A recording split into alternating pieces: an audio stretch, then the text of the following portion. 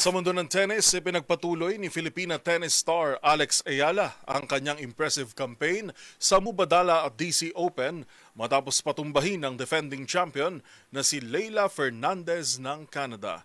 Dahil dito nakasiguro na ang Pinoy pride ng pwesto sa quarterfinals. Narito ang report ni Matchpoint, Millie Borja. Pasok sa quarterfinals ng Mubadala DC Open sa Filipina tennis star Alex Ayala matapos talunin ng defending champion na si Leylah Fernandez ng Canada noong Miyerkules ng gabi. Matapos dumanahin ng unang set, nakabawi si Ayala mula sa 1-5 na pagkakahuli sa ikalawang set bago tuluyang maiahon ng panalo sa loob ng 1 hour and 53 minutes. Mabilis na nagtayo si Ayala ng 3-0 advantage sa unang set at muling na-break si Fernandez sa ikawalong laro upang makuha ang set sa loob ng 35 minutes. Sa ikalawang set, nakabawi si Fernandez at nakuha ang 5 sunod-sunod na laro para manguna at 5-1. Ngunit hindi nagpatinag si Ayala at nagwagi sa 4 na magkakasunod na games para makabalik sa laban at maitabla ang set. Nauwi sa tiebreak ang ikalawang set kung saan nagpakita ng matinding composure si Ayala at tinapos ang laro sa pamamagitan ng magkasunod na forehand winners. Sinabi ni Ayala na naging mahalaga ang pagiging mapagpasensya at ang paghahanap ng mga solusyon sa mga panahong bumaba ang antas ng kanyang laro. Ang panalo ay bahagi ng patuloy na magandang takbo ng season ni Ayala na kamakailan ay umangat sa career high world number 28 matapos ang makasaysayang kampanya sa Wimbledon. Nakabawi rin siya kay Fernandez na tumalo sa kanya sa Stuttgart Open noong Abril. Sa quarterfinals, haharapin ni Ayala ang mananalo sa laban ni na second seed Elena Svitolina at qualifier Polina Kudermetova.